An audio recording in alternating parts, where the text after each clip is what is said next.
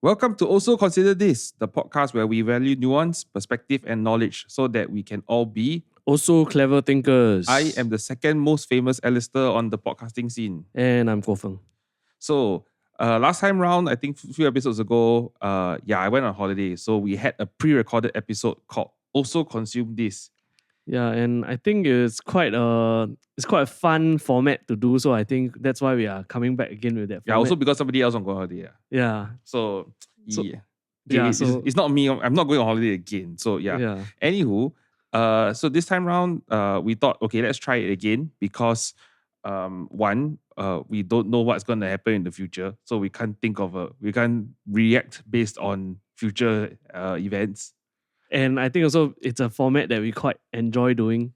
Yeah, because we don't just like share things because like it's not just hitting a share button, but I think the purpose of this is also to share why we want to share it. Yeah. What kind of thoughts it sort of provoked or invoked amongst us. And so right, who shall start? Let me start. I think you can start this time around. Okay.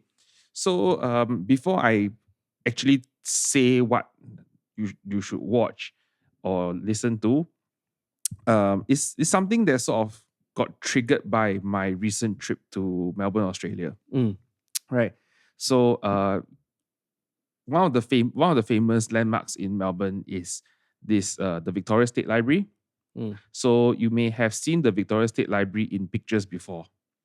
So you may have seen a picture of a library that is very neatly laid out, and from the top down view you can see like a star-shaped pattern of tables lined out that way. Have you seen something like that before? I don't think I've seen it, but I can roughly picture it in my mind. Yeah, so it's a very stately Victorian style age building, and then on the inside architecturally you can see the shelves laid out in the outwards pattern, and it's got lots of people going in to take photos in there. And in front of that library is also where I took a walking day tour of Melbourne, right? And where at that start point, you will also see some statues. The one that is front and center is a statue of this person called Sir Redmond Barry, right? So Sir Redmond Barry was a judge in colonial Victoria, right? He was also the first chancellor of the University of Melbourne, right? Of course, he was also the leader of one of the people that's instrumental in the establishment of that library. That's why his statue is at the front. Yeah. So of course, all these public service achievements puts him in the middle of the frontage. He's also famous for another thing, right? During the tour, they obviously stated his official achievements, but he's also well known for being the judge, right, who sentenced Ned Kelly to death. Now, who is Ned Kelly? Ned Kelly was an outlaw. So what the Australians would call it a bush ranger. Yeah. So bush rangers would be like those kind of like the sort of Clint Eastwood Western cowboy type thing, but in the Australian context. Right. So why was Ned Kelly so infamous? So Ned Kelly's infamy was because he was considered a very violent criminal. He shot and killed police officers, and therefore he was hunted as a very wanted man back in the day, in the 1870s, because Ned Kelly was sentenced to death in 1880. I later went on to check up on the story. The reason why is because Ned Kelly, although he's not the person on the statue, people are talking about the person that is not on the statue, but rather the guy he sentenced to death. Right. So Ned Kelly was obviously an outlaw, but he was also considered like a Robin Hood figure in Victorian. In Australia. The reason why was because at the time what I found out, what was told to me was he robbed banks. But when he robbed banks, he didn't just rob banks for money. He took the money, obviously. What he did was he had a sense of injustice. He felt that there were lots of squatters, people who who sort of own. Well, squatters in this case in Australia is not the typical poor squatter that you think of. Like people, it's still someone who's illegally occupying a piece of property, but they basically sort of stolen that land by squatting on it. They claim the right to the land by squatting on it. Something like that. I may be wrong. They were landowners. They basically sublet the land to other people, and there was a debt. Right? And basically all the debts were recorded in the banks. And because it was a fully paper world, right? It's a fully analog paper world. And how do you have a proof of that was the papers, right? So when he robbed the banks, he set fire to all the debts that were securities and debts that were in the vault. He set fire to all of them. Right. So you basically lose record of whatever debt that you're holding, lah. Yes. So he basically helped to cancel the debts of a lot of poor people when he robbed the banks. Right? And that was one of the many things that he did that gave him a Robin Hood status and a sort of look like a population popularity.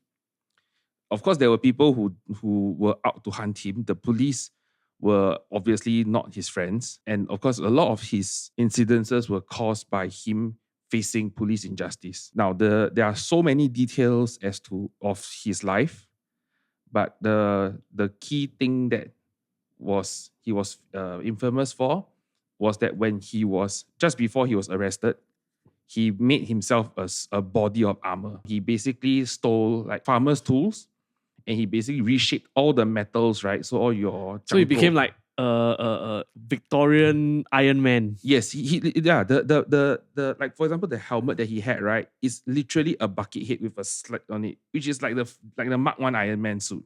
Oh, okay. Yeah, and he made it like with not in a cave, but more or less with scraps. It had just holes, and the body chest piece was also iron, like he hammered it out from correct scraps with scraps. Of course, his undoing was that later the police found that it was possible to hurt him through his limbs because his armor plating was limited to the head and the torso. Because you need freedom of movement, therefore it's weaker on the limbs. And it was a botched piece of kit, right? Yeah. But it did save him from death in the shootout. His armor is on display in the library as a museum piece. So of course he was eventually captured and he was sentenced to death. And the infamous story was that when Sir Redmond Barry sentenced him to death, people would usually say, the judge would say something like, may God have mercy on your soul. Something like that, right? When Sir Redmond said that, Ned Kelly's response was, I will see you there when I go. Oh. Yeah. And in a twist of fate, Sir Redmond Barry passed away 12 days after Ned Kelly was executed. From natural causes. He died of disease. The series that I would like you to look at is by this channel called Extra History. It's not an animation, but it's still images, cartoons to still images. Okay, so it's like a documentary style thingy. CGP grey derivative, more or less. But it describes his history of him being a young child, how he lost his father, how the injustice of his father's death caused him to stand up to be a bush ranger and all that. There's a lot more details in there. Why I feel people should watch it, or why I feel I should share it, this story, right, is because, yes, his legacy is quite complex. There are still people who support him and believe he's a hero. Right? So it's like some see it as like a tragic hero kind of, like an persona, anti-hero thing. When he was executed, what was said of his last words was, such is life. And there are many Australians who tattoo that phrase on themselves, like such is life. And it's also it's also been repeated in popular culture, right? Like such is life is also the phrase used in John Wick. Yes. Right? So there's quite a legacy to his story. The people who love him say that he is a Robin Hood figure. He's standing up against authority, and not forgetting that of Australia's history of, it's a penal colony and things like that. Not just penal colony, but people leaving the old country, right? Yeah. So there's this like movement for freedom and all that, which is which is kind of similar to what you see in the Wild West in America. In the US, yeah.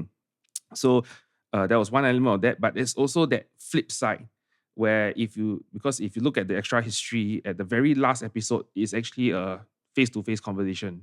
It's a podcast type of conversation. Right. Where they talk about things that they did in the previous episodes, some of the errors that they made, they will make some corrections in there as well. Because comment sections do come in and correct things. So it's not just one video, so it's like a series. It's a total of 7 videos. Okay. Yeah. So the first, 6 videos. Each video is about less than 10 minutes long. And then the last episode, which is episode 6, is a 40-minute episode of just 2 people talking. Yeah. But they talk about what happened, the context and all that. Why I feel it's worth sharing is because it made me think, right? Like, what makes a hero? What is the narrative we tell people of ourselves? Because Ned Kelly as a character is definitely not revered as a hero that is put on banknotes, right? So like in Australian banknotes, like Eddie Cohen is on the banknotes. Yeah. But this guy is obviously, Ned Kelly is definitely not going to be on the banknotes. He's a notorious outlaw, right? Yeah. But he's still, but the people in general, some people still see him as a hero. So what it made me think, like, what makes a hero? What is heroic? And was his life worthwhile in that sense? Because he did point out many injustices in society at that point in time. However, in the review video at the end, right, they did say that yes, he may have stood up against injustices, but he also had a very violent streak. Right. Yeah. Due to the nature of how he goes about exposing these things, and also the actions he took was not exactly heroic, like in that Yes, sense. exactly. Like there was like one of the plan that failed, that he tried to do and failed, right? He tried to kill policemen by putting them on the train and basically sort of like trapping them onto a train that goes onto a track that doesn't exist, because it was like the track was along the cliff edge. And he blew up the cliff edge. So if there was no informant, then the policeman basically will just go off the rails. Yeah, and they would stuff have like died going off the cliff edge. But he was also a kind person. He was a gentlemanly person, so to speak, because when he held hostages, he basically fed and entertained the hostages, and they were and the historical accounts of people who were released as hostages in the newspapers and all that. The first like primary records of people who were interviewed said that he was a very kind person to them.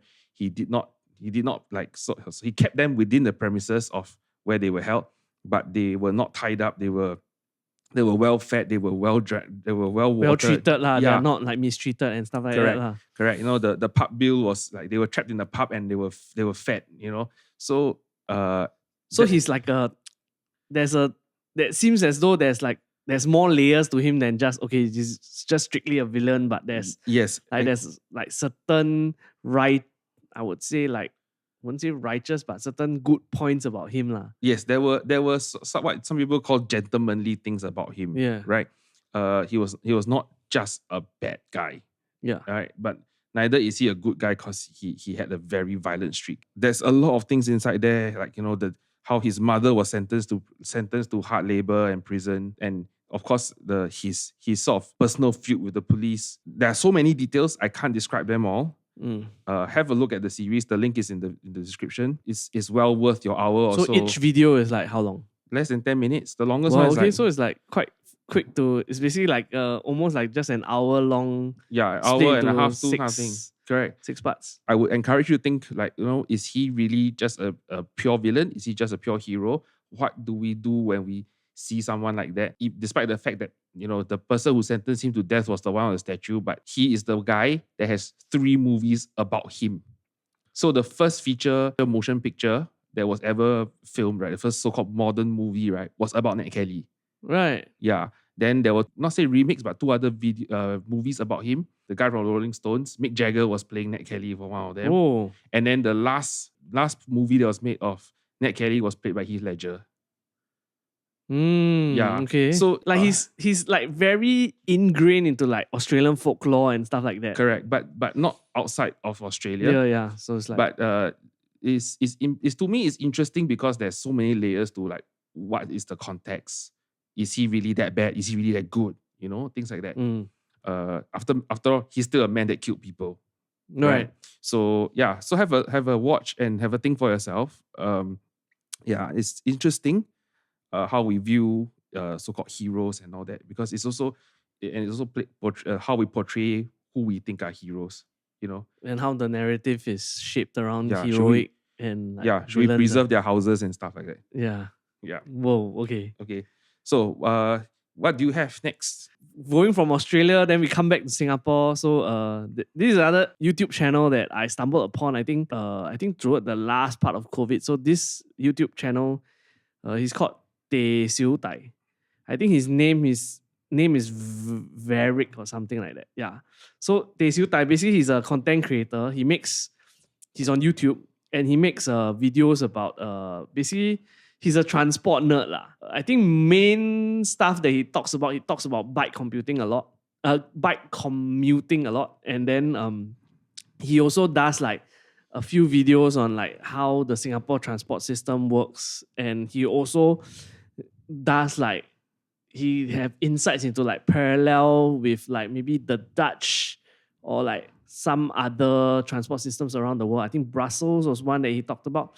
What I find very refreshing about his content is that he's very different from what we typically see on the local YouTube scene, which is like I think most local YouTube content is like skits, food vlogs or travel content or like. By the way, slight segue, right? We talk about food content, right? Yeah. The videos with the most views so far from all our podcasts, right? It's about the food. It's all about the food. Yeah, so Singaporeans we are just basic. His content is not really like short form videos. It's really like long form video essays. I think one of the first few videos that I watched him on was that it's a video essay about the LRT system. Like the title was like Rise and Fall of LRT. So basically he talks about like why LRT seemed to be like a good solution to like ferry people around in an estate, but then actually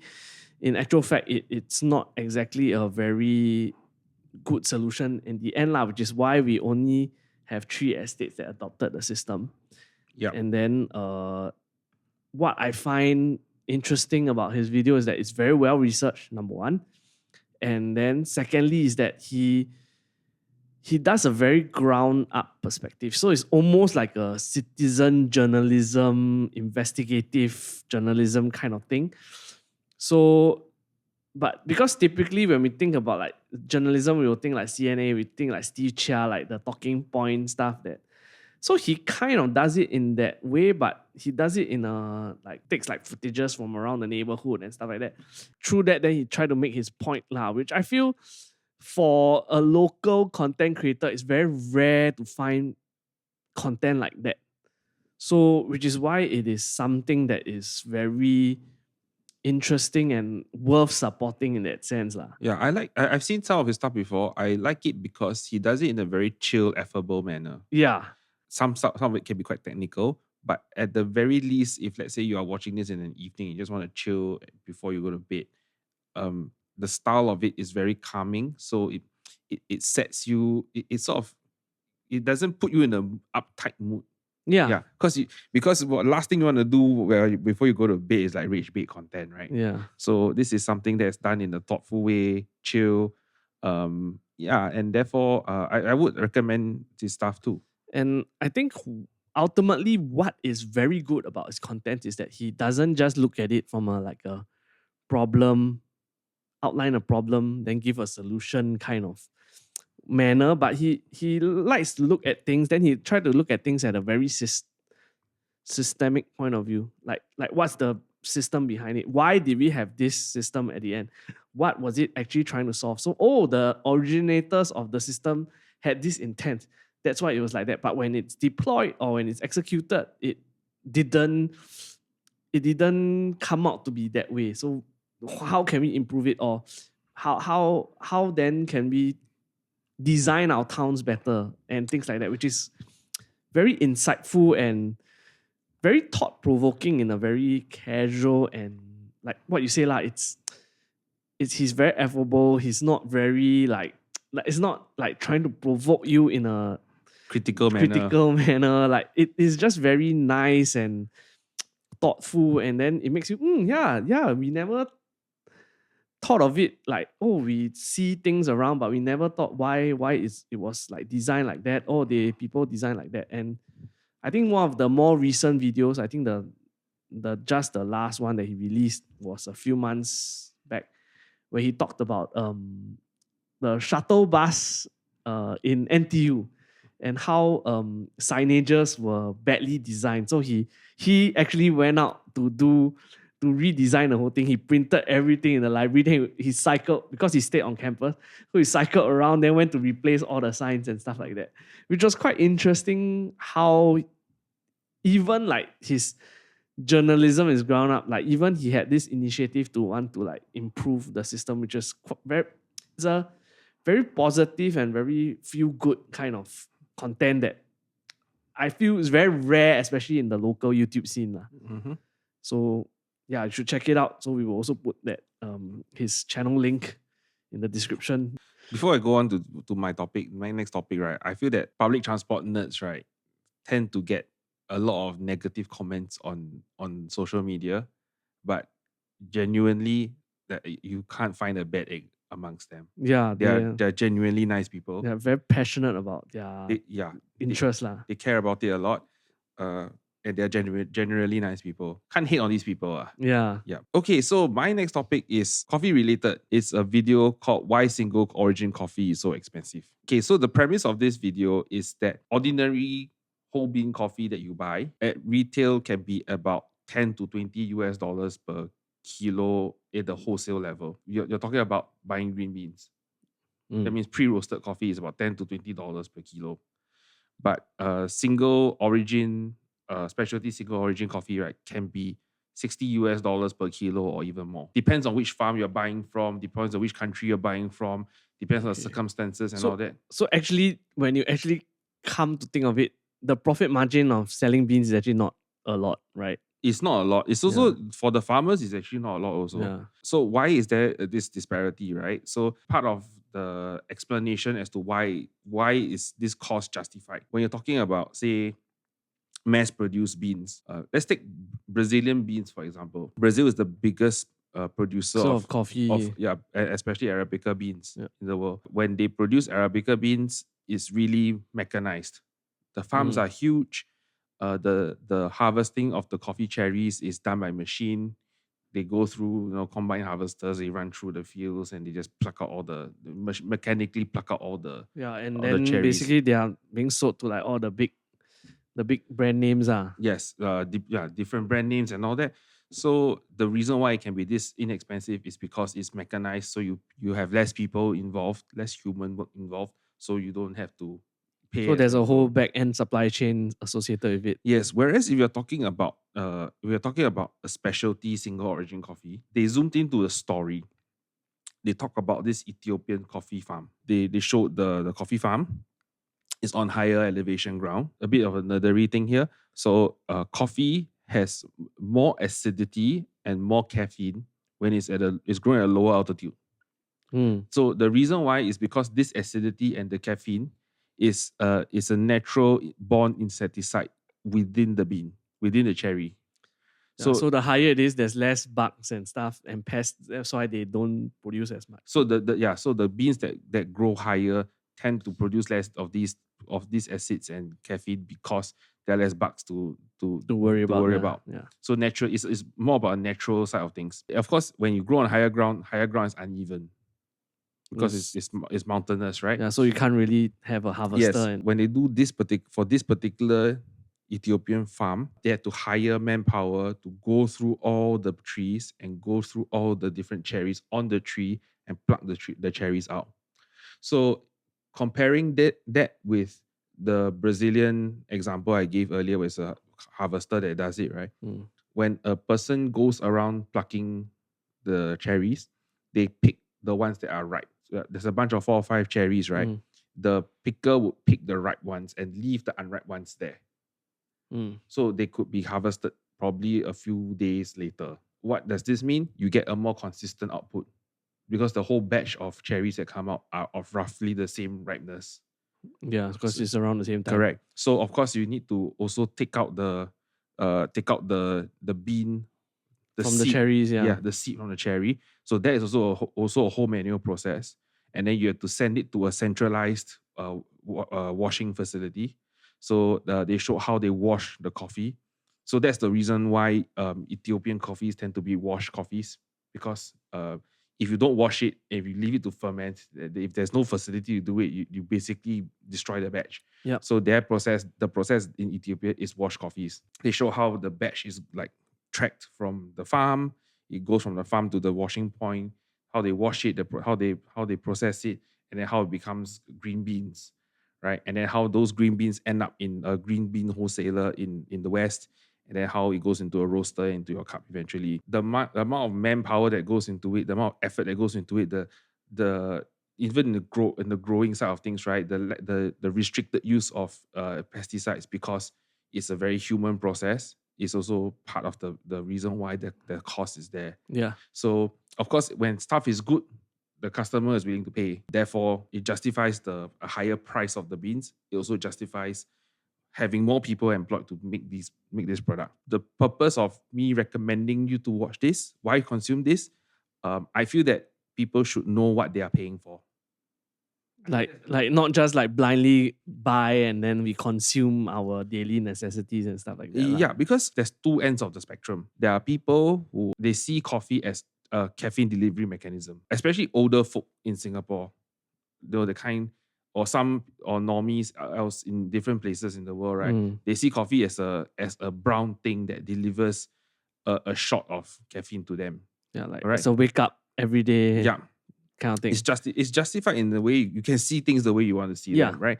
So, and therefore they view coffee as a product that's supposed to be as cheap as possible. Because I have to consume it daily, I just get the cheapest. As long as it doesn't taste rancid, it's fine. Yes, and if I can find it for cheaper, why do I need to pay more?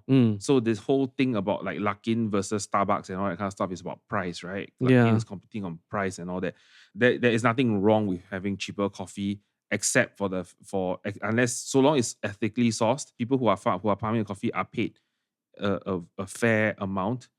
I don't see why coffee needs to be like super pointlessly expensive. Yeah. But when it's more expensive, then you need to know what you're paying for.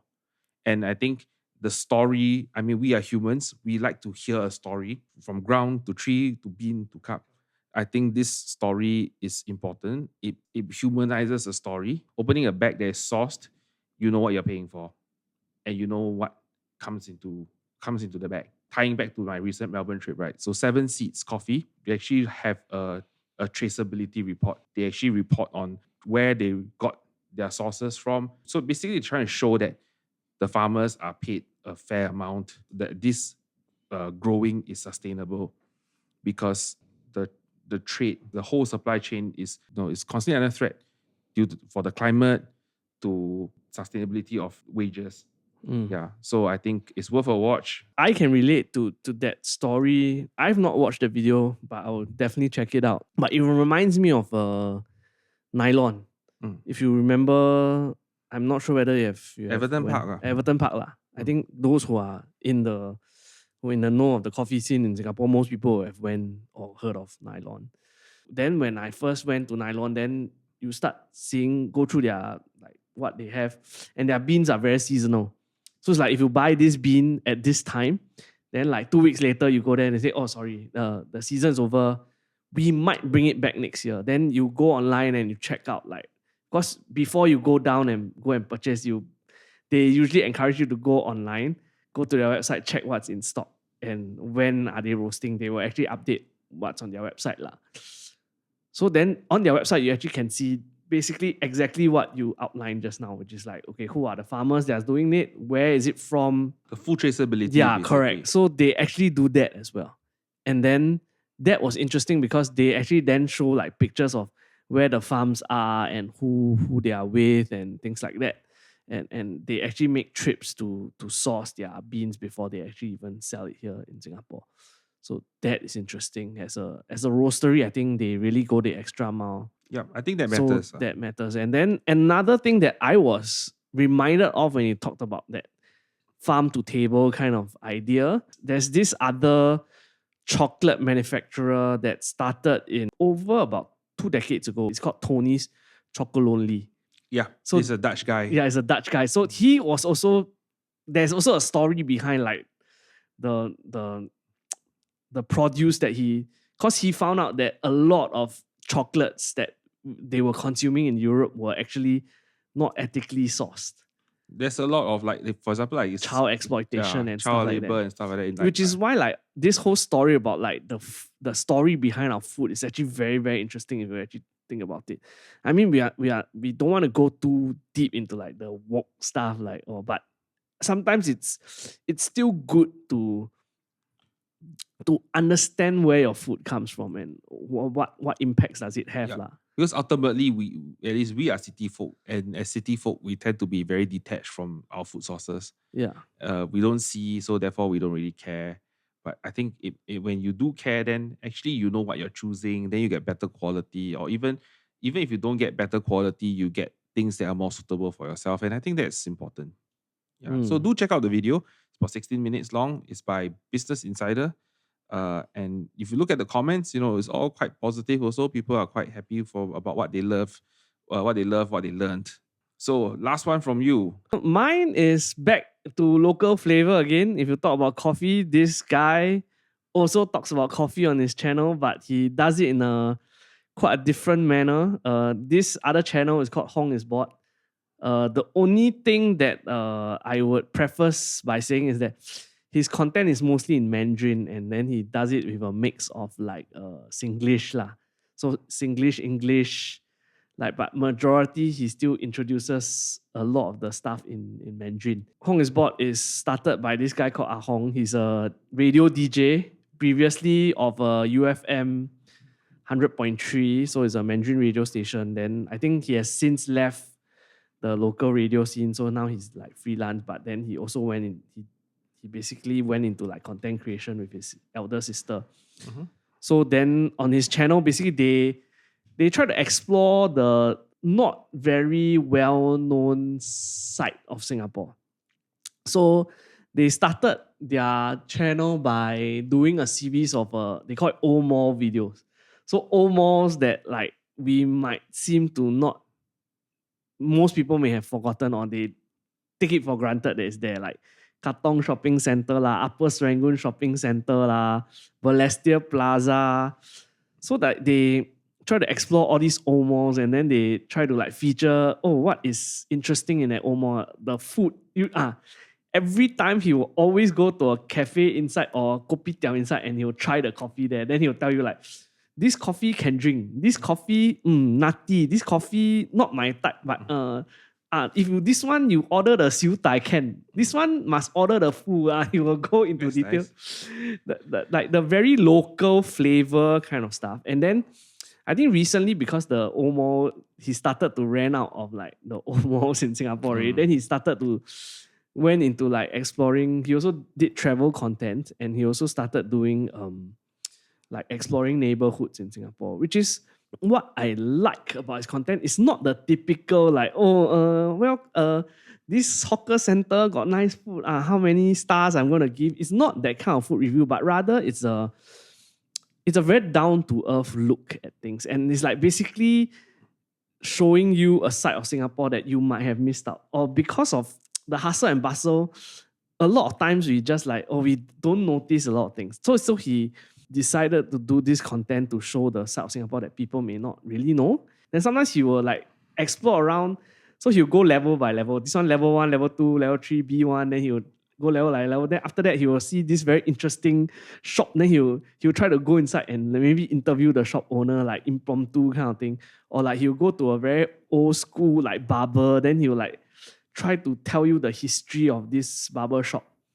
Or like one episode that I particularly like was that he went to Balestier Plaza. Mm-hmm. Then he went to show there's this cafe inside. Then the kaya toast very famous and stuff like that. It's like a food review. Then he also kind of like introduced local history, like, why was this old mall named like Fortune Center? Why was it called Fortune Center? Or why was it located here? Or it's located along this street and this street. Then he will give you the history of the street. That's quite cool. Yeah, and then like So it's like sightseeing in your own backyard kind of feeling, which is why and like fun facts, then he'll tell you like, oh, last time this one, this road is named after some colonial guy, governor of Singapore, that kind of thing. Then it is really, really interesting to think that like, yeah, there's actually a part of Singapore that we may actually miss out. And these are the stuff actually mainstream media don't, or a lot of the content creators out there also don't feature. And he basically fills in a niche area that really, really very interesting to, you really must check it out to understand it for yourself. And then I think quite a recent episode, I think a few months back, he actually collaborated with Eldrick, the food guy, right? So then they went to explore Bedok, but he didn't explore Bedok in terms of, so it's still a food-centric episode. He did it in a form like, I grew up in Bedok, so when I go and eat, this is what I'll eat. Okay. Then he would ask Eldrick to like, oh, what's your review? Can eat or not? What do you think as a food expert? The interesting part was that because I started watching him like early last year, it actually made me go out to really go explore these places myself. Cool.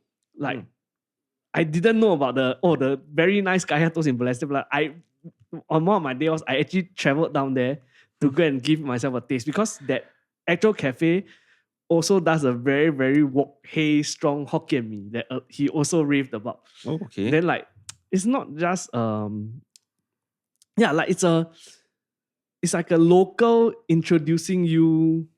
It's like the 地头蛇. I don't know how else to describe it in like the very local kind of introduction to something. To something. So that is very interesting lah. So like, it's not a very typical like even a travel vlogger kind of Singapore, they will like feature the usual stuff. This is like the unknown side of Singapore. And then and I think the very big hook, what he does is that it is because of this thing that we spoke about it way before, was that he really plays that nostalgia card. Like last time when we grew up, this was the feeling, this is the what. Then he really he's able to capture it in a very organic manner in his videos, which is very interesting.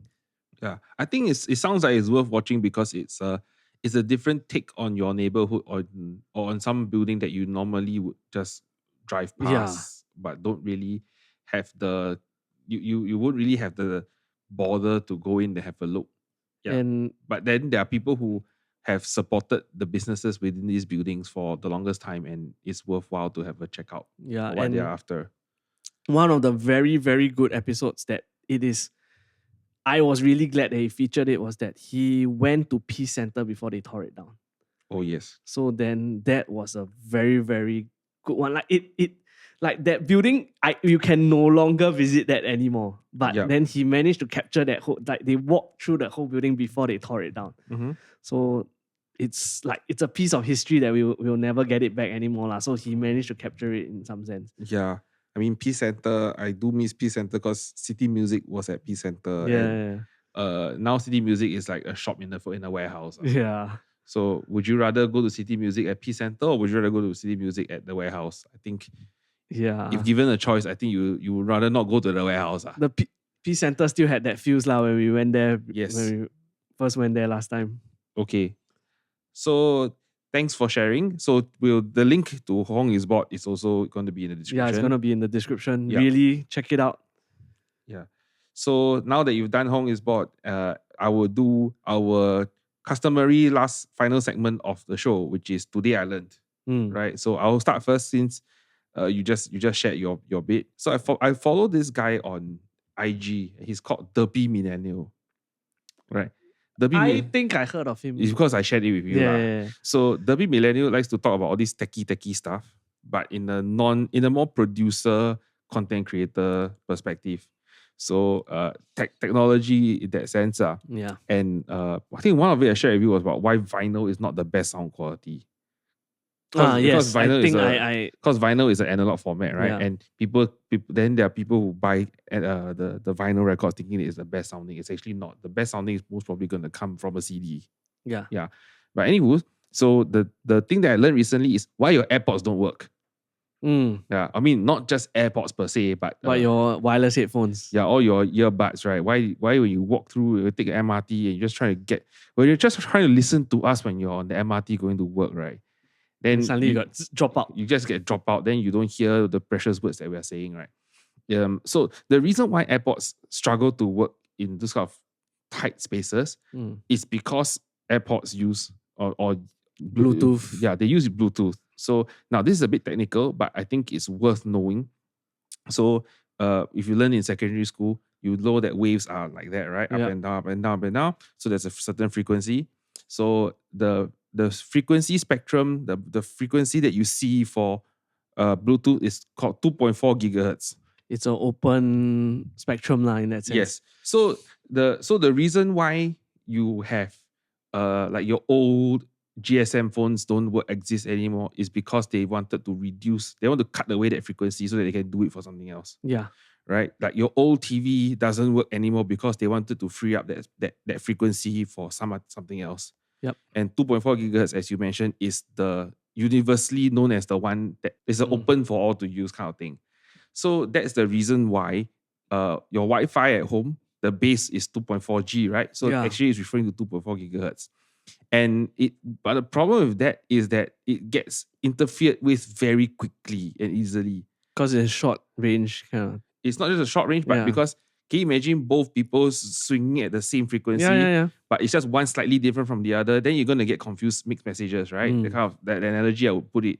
So imagine you have a Bluetooth headphone that is on 2.4 gigahertz, and then there's another 50 people on the train using the same spectrum, trying to listen to the music. Yep. Something's gonna go wrong. Yeah. And then there's also on the trains when you reach the MRT station, there's still Wi-Fi. Yeah. Yeah. So the reason why Bluetooth has a problem is because Bluetooth uses the same 2.4 gigahertz spectrum as everything else. Yep. So the joke we always say is that if you turn on a microwave also, it doesn't work anymore, right? Because microwave ovens do emit 2.4 gigahertz itself. To some it interferes in some way. Correct. The point is that it's the frequency. So if you are sitting alone in the house, I think your Bluetooth earphones probably will work fine. Yeah. But if you are frustrated by how much interference you have with your Bluetooth headphones, then you just gotta suck it up and just take a cable, I suppose. I'm familiar with the concept, not with the video, but I'm familiar with the concept because as an audio systems guy, I had part of the audio system is that the wireless microphone part. So the wireless microphone part, you kind of like know the RF system, and also why some people would ask, like, if you use Bluetooth, I use Bluetooth, but if I didn't pair with your one, then I will never be able to hijack your system, your sound, right? It's not like radio, like other type of radio where we tune it to the system, because this is a bit more nerdy also, is that because Bluetooth itself is a frequency hopping. So even though it says 2.4 gigahertz, it's actually a very wide range of frequencies. So the exact frequency is actually it's hopping here and there. So it's at any point in time, it is transmitting at different. The exact frequency that's transmitted actually changes based on like how it senses the environment and then how it skips. The thing that we must also know is that Bluetooth, there's a pairing mode, right? That like we have to pair the device to the device has to be paired in order to be used, because there's like a identification signal that they both have to handshake first before they can start transmitting. But the problem is that when you go into a very crowded place, right, everybody is transmitting at the same time. The whole thing is so crowded. It's like the system totally it's like short circuit. It's like it's a buka cable. Everything goes into the pot. Yeah, like I don't know who to take. Then that's why there's a dropout. Then slowly it comes back again. Mm-hmm. But thankfully, we have not reached the point where it's like your AirPods totally stopped working in the MRT lah. It kind of nearly did when Trace Together was running. Because everybody was like, it's pinging. Yeah, because Trace Together was also on Bluetooth and it's also on 2.4 gigahertz. Yeah. Yeah. So I know lah. I myself, I still use wireless earbuds, but sometimes I'm just tempted to just forget it and just get an old school pair of earphones. What did you learn recently? So I found out that why is love come to mean zero in tennis and why the tennis scoring system is so weird. Okay. So like so if you know, I think both of us kind of know, tennis starts from like 0 is called love. Then after that, once you score a point, it goes to 15, then it goes to 30, then it goes 40. So game. So you win the game. If you once after 40, then you hit 60, right? Yeah. So first we were you don't hit 60, you just game. Game, right? Yeah. So but technically it technically is 60 lah. Okay. Yeah, So that I did not know. Yeah. So why is it love is 0 is because the origins was in French. Love in French means the egg. Because egg is shaped as 0. Yeah. So to score keep, the last time was like if you 0 point, you score an egg. Yeah. Ling tan, like Chinese, like Ling tan, you got score egg. Yeah. So, but then when English speakers later adopt the system, the love, they misheard or they can't do that Frenchy accent, then so it becomes love. And actually that is in line with a lot of other sports that use similar egg metaphors, which is actually in cricket there's duck which egg is ma. Duck egg ma, so 0 also. So that addresses why is love 0. Before you go on to that, I need to interrupt. So the speaking of the word the duck, right? Yeah. In cricket, you know what's the best thing when I know it's a bit Schadenfreude, but you know what's the funniest thing when there's a duck in cricket? When you watch like Test cricket, especially when you see a duck, right? Especially during the Ashes, right? As the batsman walks away, there will be a duck on the screen walking away across the screen as well. There's a cartoon duck walking on the screen because it's a bit like American sport sometimes when they do the graphics and then but it's on your live TV. There's a duck walking across the screen, like a cartoon duck with like sad duck walking across the screen. That's the cutest thing in sport I've ever seen. Yeah. So love 0 because of egg. Then egg is like shaped like a 0. That's why they use egg to represent 0. Then it came from French. Then it became English. They can't really pronounce. Then it became love. Then why is it 15, 30, 40? Is because of it came from how the French kept score for some of their games. So there's this game called Jeu de Paume. I think I might have butchered the whole thing. So it's kind of the ancestor to modern tennis. So in order to keep score, instead of using a scoreboard or like writing it down, right? So they use a clock face. So it's like if you start scoring, then you move the hand to the 15-minute mark. 1 quarter. Yeah, then another quarter, then another quarter. But then you may see 15, 30, then it should be 45, right? It should instead of 40. Yeah. So one theory is that why it became 45, then it became 40 was because 45 in French is very, very long to talk. It's quadracinq or something. Then so in the end, when people start to shout the score over, then it's like very long-winded to shout the whole 45. So instead of saying 45 in French, you just say 40. Then because I mean, like even 45 versus 40 in English is already a bit of a difference. Yeah. Right? So it's 30, like as 15, long as people know that it's there, 40 something there or thereabouts that's the first theory. So it's like spoken. Another theory was because you keep it at 40 because there's a chance that there is a tie. Yes. Which is why and 40, then 40, right? There's 40, then there's a deuce. Because you have to win by 2 points. So then it allows for an advantage to be an advantage point, then after that you can get a game point, right? Which is why like instead of 45, they reduced it to 40 to allow that room for the scores to continue lah. Yeah. Then why deuce? Deuce actually came from French, which is a deux means 2 because you have to win by 2 points. Then also because it's French, then the English kind of transliterated wrongly and like mispronounced all this kind of thing as we transmitted down the ages, then it just becomes deuce. Yep. And then advantage also came from French. Therefore, it's like if you score an upper hand, then therefore you score an advantage lah. So why the tennis scoring is so weird and it's like not very intuitive at the start was because of the French. Weird stuff because French. The French. Right. So something that is something that is weird for us Yeah. is that we are not the type of people to always talk about like and subscribe. Yeah. We are the type of people who just like genuinely, weirdly just want to say that, hey, if you find this interesting, just share it with a friend. If you really enjoy what we talk about, please give us a subscribe. Then you can hear us again. If you know, and we give don't need us- comments yeah. in the comments box. Of course, we do appreciate them. If you have something to tell us, you can always tell us, obviously, from the comments box. If you know us, talk to us privately. Yeah. We get a cheap thrill out of it because sometimes for a week or two, nobody talk to us about it. Then it's like, is this worth doing?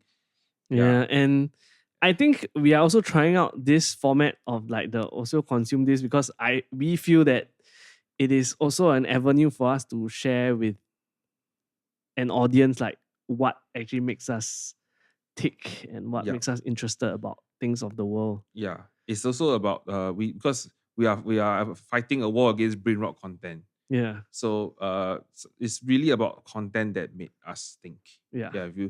If you like watch or listen to our last also consume this episode. It's Act also number 8. Yes, it's also about what made us think. Yeah, and if you have thoughts of your own when you watch these things, don't just watch. Also, sometimes the comment sections for those videos are also quite important. They're also quite thoughtful. So yeah, and if you got thoughts, share it with us here. Share it with us on the comments box here. Or you can just message us on social media. Yeah, just say hi to us. Yeah. Yeah. We don't bite. Yeah. Yeah. Okay. So thanks very much for giving us your time. Right. Watch us again.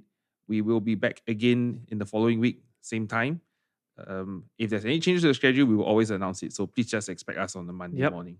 All right. So thanks very much. Thank you and goodbye. See you next time. Bye.